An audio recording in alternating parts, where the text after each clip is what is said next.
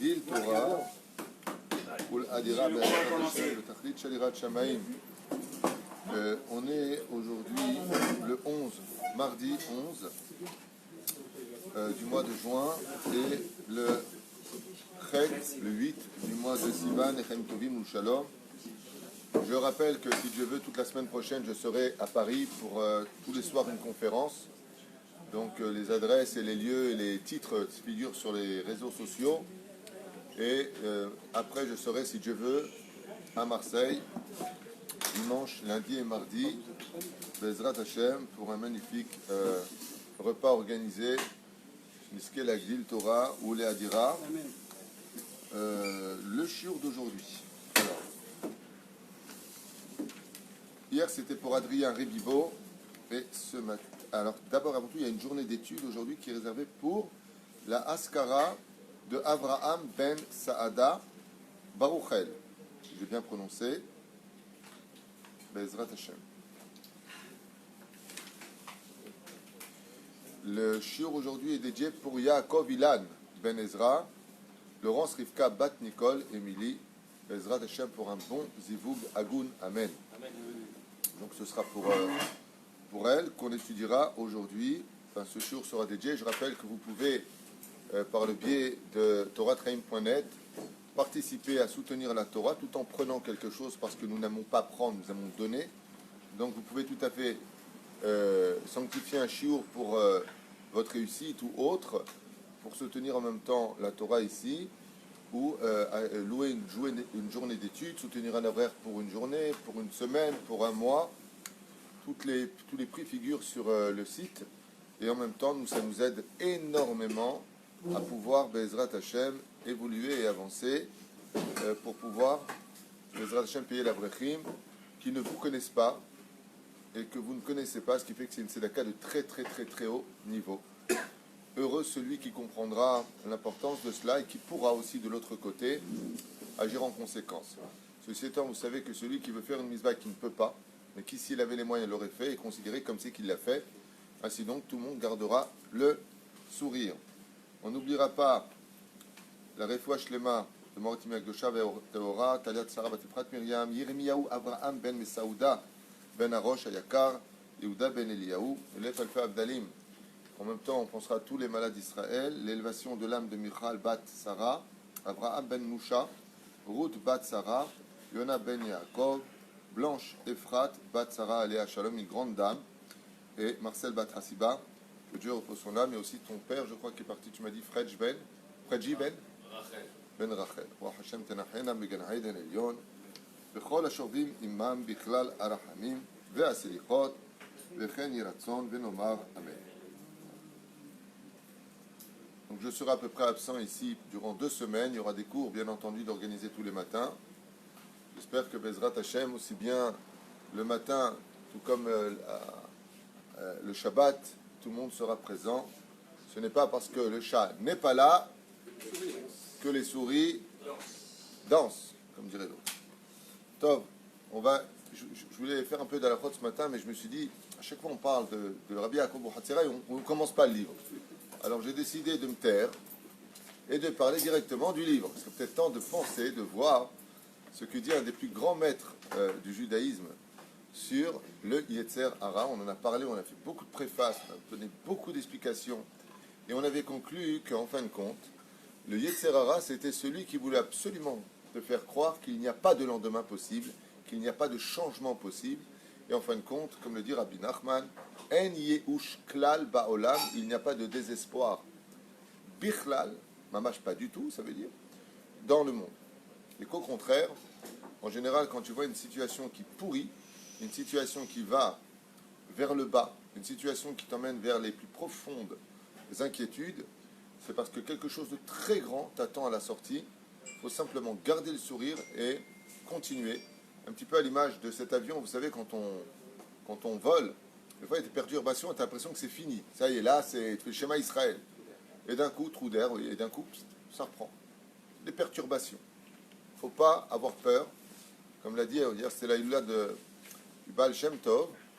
Le dernier mot, la dernière phrase qu'a enseigné le Baal Shem Tov, sur le père du Baal Shem Tov, à Rabbi Israël, donc Rabbi Eliezer a son fils Rabbi Israël, au Baal Shem Tov, qui a eu son fils à l'âge de 100 ans, puisque sa mère avait 90 ans, c'est comme Abraham Avinu. Okay, la mère du Baal Shem Tov avait 90 ans quand elle tomba enceinte, et le père avait 100 ans. Elle est décédée le jour de l'accouchement, et lui, 5 ans plus tard.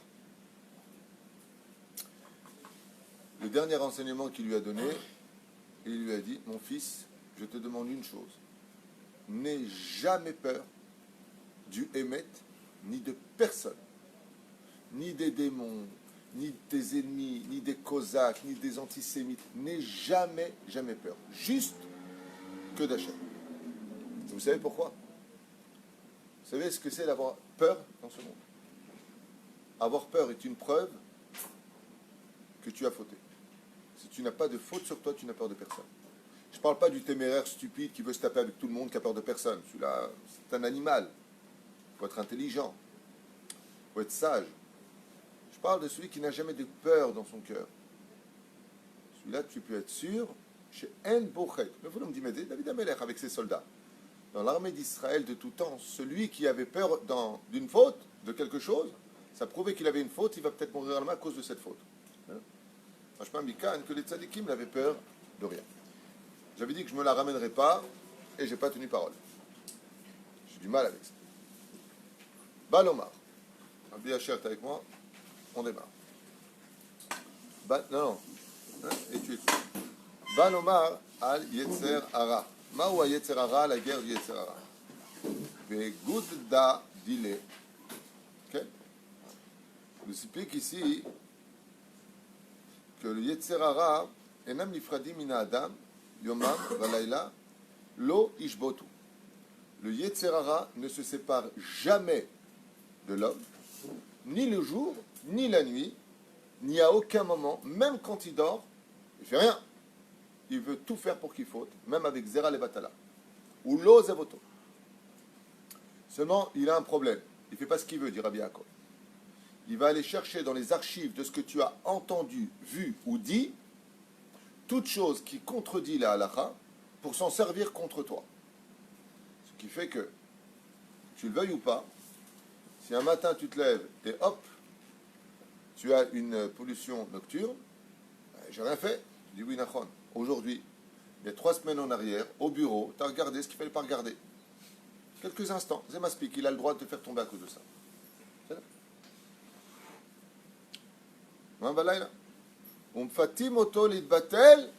Et il a une guerre principale, nous dit Rabbi Yaakov, on est dans le texte. 2 choses sur lesquelles il est né pour cela, et c'est son but principal. Levatel otra mi Torah ou mi mitzvot. Son but principal, c'est de tout faire pour t'embrouiller la tête, pour te mettre toutes les ta'avot, les envies, pour que tu aies le moins de temps possible à étudier la Torah et à pratiquer les mitzvot. Et il est très, très, très spécialiste dans le domaine. Il est très fort dans le domaine. À un tel point qu'il va te dire, bon, écoute, laisse tomber tout ça. Toi, tu t'occupes de la Torah, tu vas soutenir la Torah. Comme ça, tu finis Amaharetz qui a soutenu la Torah. C'est son but. Veigalgel, veigalgel, veigalgel. Ou alors, il va te faire quelque chose que moi-même j'ai vécu avec une personne, qui va te dire une phrase que vous allez souvent entendre dans la jeunesse, plus tard je ferai tchouva. Pour l'instant, je suis jeune. Je voyageais un petit peu en Thaïlande, en Chine, en Inde, à droite, aux États-Unis. Allez, vas-y. Voilà. Pourquoi? Et après le mariage, je ferai tchouva. Qui t'a dit que ta kala, elle voudra que tu fasses tes chouvas? Si tu n'es pas dans la Torah, quel kala voudra de toi dans la Torah plus tard? Arrête, tu épouses celui qui te ressemble à l'époque où tu es. Voilà. Par exemple, une femme qui est chomeret Shabbat, elle ne voudra pas se marier avec un homme qui n'est pas chomeret Shabbat. Et ce sera intelligent. Pourquoi? Alors lui va à la plage et toi tu restes à la maison toute seule. C'est l'ochacham. Je connais une personne qui m'a dit, après avoir bouquiné Rabbi Akiva, comme ça elle m'a dit, j'ai lu le bouquin de Rabbi Akiva. Je lui ai dit, ah bon, t'as lu le bouquin de Rabbi Akiva? Ouais, j'ai acheté sa biographie, il est pas mal. J'aime bien Rabbi Akiva, il m'a dit. Il m'a dit, j'aime pas Rabbi Shimon. Non, il m'a même pas dit Rabbi Shimon. Il m'a dit, j'aime pas Shimon Bar Yochai. C'est son copain. Mais j'aime bien Rabbi Akiva. Je dis, d'accord. Et il m'a dit, moi je ferai comme lui. Je dis, ah bon, qu'est-ce que tu vas faire? Il m'a dit, je ferai tchouva à 40 ans. Je lui dis, allez, vaille, amen. Il y a très très longtemps de ça. Aujourd'hui, ça fait très très longtemps. Il a dépassé les 40 ans. Et il est encore Kofer Batora. Vous vous rendez pas compte, ce que je vous dis, c'est pas je l'invente. Je connais le nom, la personne, l'adresse. Vous vous rendez pas compte, c'est exactement les mots qui sont marqués ici. Les tahboulot du Yetzerara, le mec il dit je fais tchouva demain. Qu'est-ce que tu fais maintenant avec la meuf? Laisse, dans 2 ans je fais tchouva. 2 ans, quel mois? Quel jour? Quelle heure? Ça, je te dis, miad. Pourquoi? Qui t'a dit que tu vas vivre demain, Bichlal? Et qui t'a dit que dans 2 ans, tu auras encore plus envie de faire tes tchouva qu'aujourd'hui? Tout de suite, tu fais tchouva. Mais doucement, doucement, intelligemment, avec sagesse et prudence, avec les conditions qui te maintiendront cette teshuva. C'est-à-dire, tu avances doucement, pas tu prends pour baba salé du jour au lendemain, avec un rave, tu vas de plus en plus de l'avant, tu vas dans ton rythme à un point où Bezrat Hashem, chaque pas se fait avec l'envie d'exister, l'envie de vivre, l'envie de sourire. Il y a des choses avec lesquelles En Malit pas cher. Mais En Malit pas cher, on ne négocie pas. La cache-route. Il n'y a pas de léat. Bon, j'arrête le porc, je mange la viande. Taref, ma putain. Il y a des choses avec lesquelles, Bezrat Hashem, on peut aller doucement, doucement, mais sûrement. Hein? Ouais, je mange plus le jambon beurre, j'enlève le beurre. Je mange cachère chez moi et dehors. Ah oui, c'est aussi mignon ça. Je mange cachère chez moi, mais dehors, c'est pas grave. Mais il y a pire que ça. Le terrain est tellement fort. Je vous donne un exemple dans le monde même religieux. C'est pas des critiques que j'apporte, c'est la vie de tous les jours. Laisse-moi te finir, Yatik. Je suis religieux toute l'année, sauf en vacances. Vous connaissez ça? Vacances, d'un coup, je me lève plus. Je vais à la plage mélangée. Je vais à la piscine de l'hôtel. Là-bas, je suis plus religieux. Mais je rentre à la maison, ça y est, je fais tchouva. C'est mignon. Le tzara est très, très, très, très fort. Très fort. C'est comme l'autre, il m'a dit, il est venu me voir, je lui ai dit, pourquoi tu trompes ta femme? Il m'a dit, c'est une mitzvah de la Torah. Je lui ai dit, ah bon, où? Il m'a dit, ve'afta l'ereacha kamocha, j'aime tout le monde. Il n'y a pas. Très fort, ce tzara. Très fort. Le tzara est très, très fort. Il peut même te faire arnaquer des gens au téléphone pour soutenir la Torah et dire, ouais, il faut se venger de la Shoah ou je sais pas quoi. Très fort. Prends la tête, t'emmènes vers des mondes, la vérité est très puissante. Alors, je peux vous poser une question? Non, t'es viré. Vim, Rohim. Qu'est-ce que tu veux dire, Tzadik? Non, je voulais simplement savoir, parler d'études de Torah. Ouais. Si le soir, par exemple, avec une manger, etc., je consacre 1 heure d'études de Torah, et avant de dormir, je voudrais voir les informations. Est-ce que ça peut être du bitouzman? Voir ce qui s'est passé. Non, mais les informations, vous voulez faire n'importe quoi. Très bien dire, je vais étudier 1 heure de temps. Non, mais Après 1 heure de temps, je Dis-moi, tous les deux, vous allez me faire les deux vieux du mot Pecho, là. Non, c'est une question, savoir. Écoutez-moi.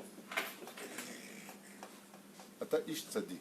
Lui, il dit, regardez, si le soir, après mon repas avec ma femme, il me donne des détails en plus, tu vas me donner le plat de ce qu'il va manger. Avec votre cours. Avec mon cours. Avec mon cours en plus. Bon, laisse-moi le finir.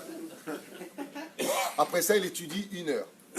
Ok. Est-ce qu'il peut voir les informations? Réponse, si tu veux.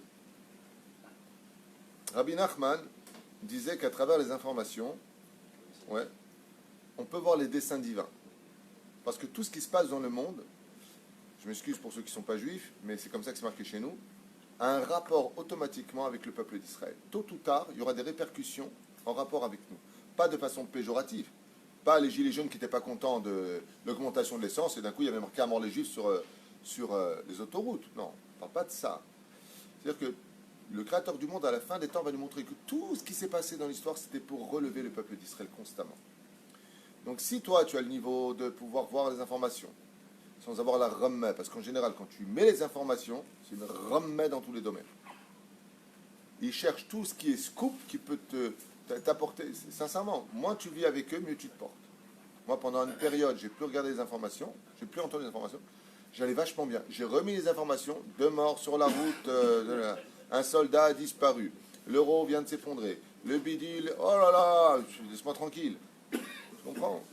Alors maintenant, si toi, Bezrat Hashem, à ton rythme, à toi, tu es Kova et Tim la Torah, tu as envie de voir des informations, Bakasha. Bakasha. C'est que l'étude que tu as faite n'était pas assez profonde pour que tu la laisses. Fallait quelque chose. Allez.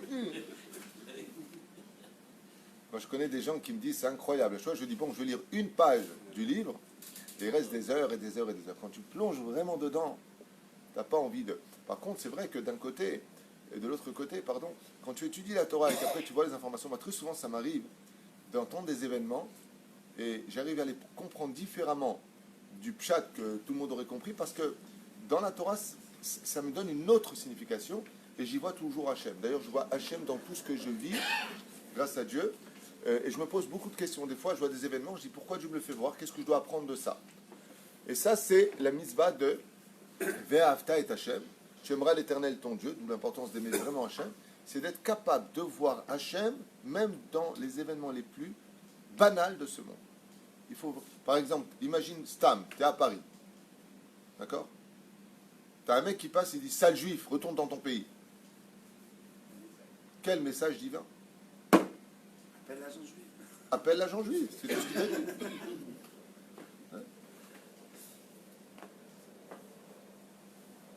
ואם רואים האדם שחשקו בתורה הרבה ודבק בה ומאס באבלי העולם, אף על פי כן הם מרשלים אותו ומפתים אותו במעט שנות ומעט תנומות ומעט חיבוק ידיים לשכה וכיוצא.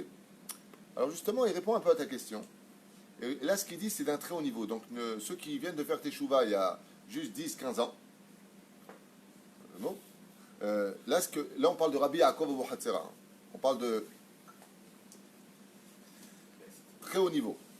Il dit, et même si ton âme maintenant, grâce à la prière et l'investissement que tu as mis dans l'étude de la Torah, patati patata, ouais, ton Yetzer Hara, il va te dire quoi? Bon, comme tu as bien étudié, dors un peu plus, mange un peu plus. Bon, promène-toi, va à droite, va, lama, kede levatel otra mina Torah, pour t'annuler encore plus d'études de la Torah. À un tel point qu'il va te dire ce que tu fais c'est bien, ça va déjà j'ai étudié la Torah, bon c'est bon, ouais. Il te dit pourquoi, de telle façon à ce que tu crois que là tu fais pas du bitul Torah. Encore une fois, là on parle de Rabbi Yaakov Abu Hatzera. Allez va et qu'on soit tous en train d'étudier 1 heure le matin, 1 heure le soir et qu'on regarde que les informations. Hein? Après les informations tu as les pubs. Après, tu as des sylphidres qui se promènent. Après ça, tu as le film. Et puis tu glisses. C'est bien. Hein? L'homme, il peut aussi se promener et penser que... C'est pour ça que tu as raison. Non, non. Ça la brûle. Non. Alors, justement. Là, c'est deux notions. C'est pas de ça dont il parle. Et c'est important que tu sois revenu La place dessus. de l'étude. Attendez. Moi, une fois à l'Eshiva, il y a très longtemps de cela, mon Rav est venu me voir, il était à peu près minuit et demi, un truc comme ça, presque 1 heure du matin. Et j'étais le dernier au Beth Midrash, il m'a dit arrête d'étudier, va dormir. Je lui ai dit Bitul Torah. Il m'a dit Alaï. Il m'a dit demain matin, tu viens pas au cours, tu fais du sport. Je dis quoi? Demain matin, chez Chavruta, il m'a dit non, tu viens pas. Demain matin, tu viens prier, tu remontes dans ta chambre, tu prends tes survêtements et tu me fais le tour du quartier. Alors je lui ai dit, ok. Le Rav, il a dit, le matin j'ai pris et j'ai tourné, c'était à Kiryat Moshe. Et j'ai tourné. Je suis revenu, j'ai été le voir dans le bureau, je lui ai dit, pourquoi il m'a fait faire ça? Il m'a dit, parce que tu ne peux pas passer d'un mec de Paris qui vient de faire tes chouvas à un mec qui étudie toute la journée la Torah. Il m'a dit, tu m'inquiètes beaucoup. Je lui ai dit, mais mon âme, elle veut ça. Il m'a dit, mais tant que je te vois faire du sport et la vraie rétamochin, tu vas voir que ton étude elle va augmenter de niveau. Alors c'est un petit peu ce que disent les Chachamim. Si quand je vais dormir, c'est pour avoir plus de force pour étudier la Torah, ce sommeil il est considéré comme de l'étude. Si par exemple, comme le dit le Rav Aryeh mon Rav, il dit un avraire qui étudie la Torah toute la semaine, qu'est-ce qu'il fait le Shabbat? Il doit se promener avec les enfants dans les parcs. La vie de famille, elle doit exister, c'est ça la Torah, c'est la famille. Oui. Alors le Shabbat chez lui, c'est quoi? Puisque tu étudies toute la semaine, bien sûr qu'il va faire Avot ou Banim, bien sûr qu'il va étudier la Torah aussi pendant Shabbat et Dvar Torah, chanter en l'honneur d'Hachem. mais tu vas aussi faire ça et ça. Ça veut dire qu'en réalité, c'est pas ce que tu fais qui est dramatique. C'est pourquoi tu le fais.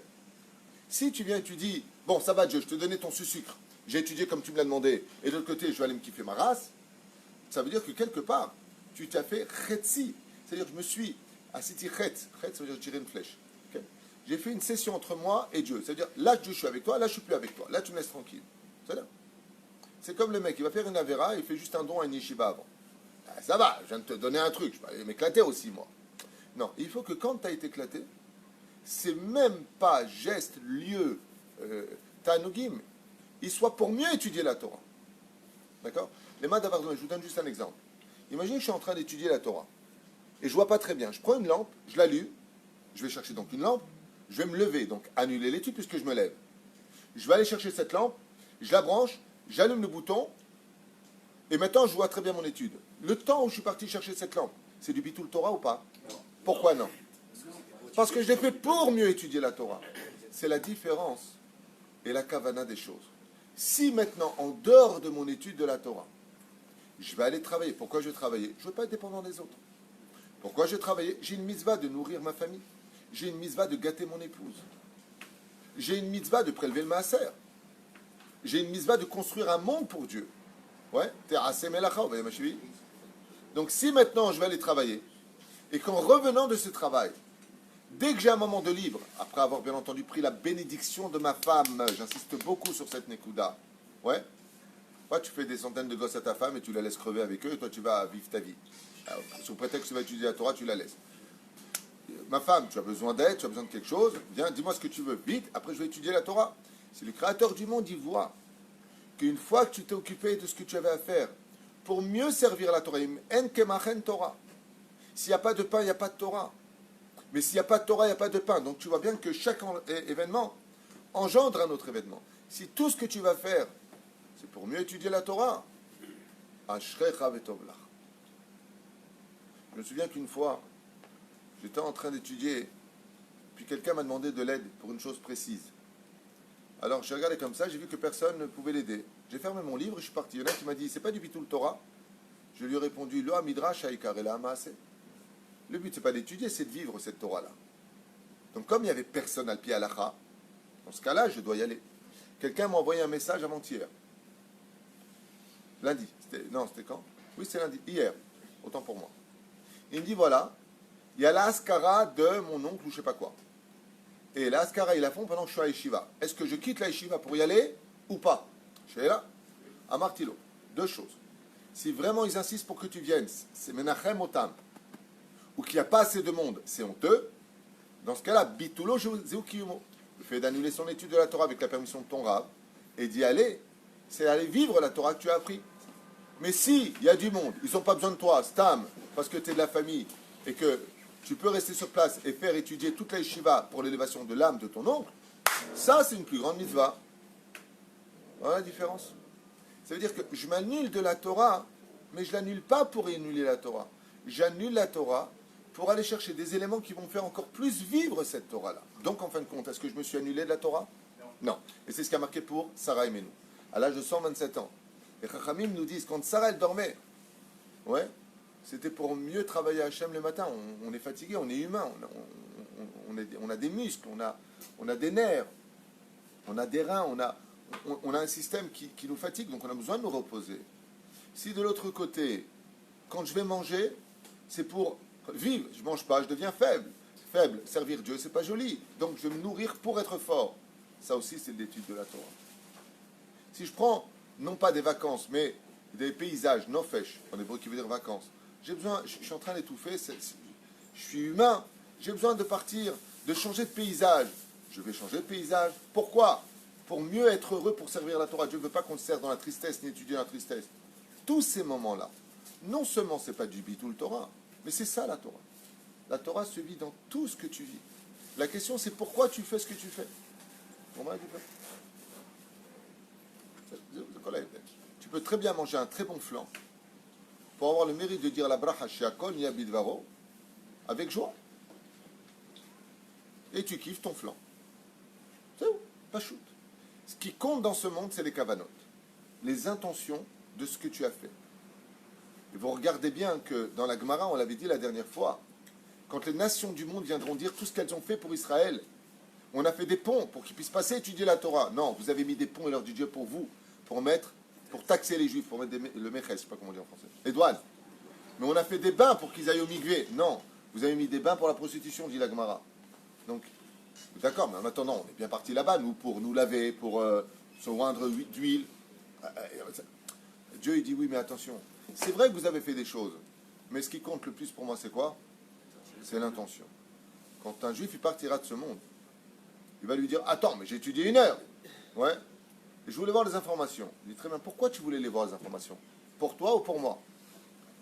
Alors, il répondra, Bezrat Hashem à 120 ans, je voulais voir les informations pour voir comment tu dirigeais ton monde, mon roi. C'est tout. Chez Kol HaKavanot, et si c'est comme ça, si d'un coup il y a une femme qui vient, qui apparaît avec de belles formes, ça c'est pas Dieu qui te l'a envoyé. Donc comme c'est les Shem Shamaïm, tu passes à autre chose. Et puis les informations, on n'est pas obligé de les voir. Je vais les écouter. Non. Est-ce que j'ai été clair? Yetzer Hara nous dit ici, Rabbi Yaakov Abu Hatzera, ne laisse pas tomber l'homme une seule seconde. Il est très intéressé à ce que Be'ezrat Hashem, pour lui, eh bien, il te fasse tomber sous prétexte de te donner bonne conscience parce que tu as fait de bonnes œuvres et de bonnes actions. Seulement voilà ce que nous dit le Kavayasha. Le Kavayasha nous dit,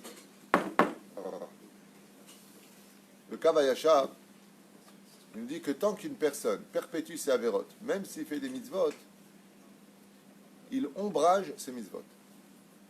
Ça veut dire que on ne peut pas être du jour au lendemain un homme parfait.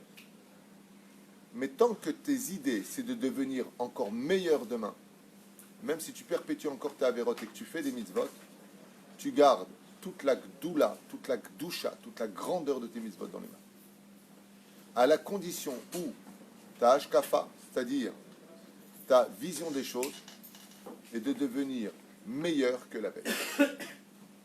Si ton intention, si tes intérêts dans la vie, c'est d'être meilleur qu'hier, de mieux servir Hachem, et que tu n'es pas encore au niveau, mais c'est ce que tu veux. Comme le disait Chachamim, comment tu reconnais un vrai tzaddik? Vous savez comment tu reconnais un tzaddik? Il y a une phrase très connue du roi Salomon pour ça.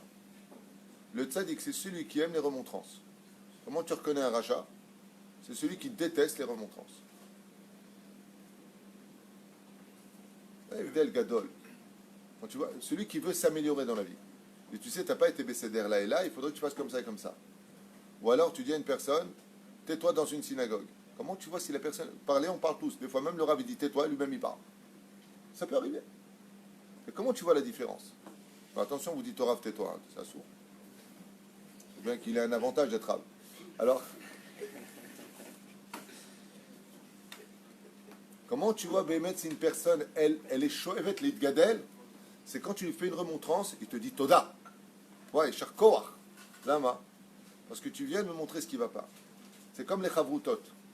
Tu étudies avec quelqu'un qu'on n'a rien à faire de toi. Tu sais ce qu'il dit Rashi, il dit ça. D'accord. Et lui, il dit comme ça, dans la Gemara. Ouais, si tu veux, je m'en fous de ton histoire.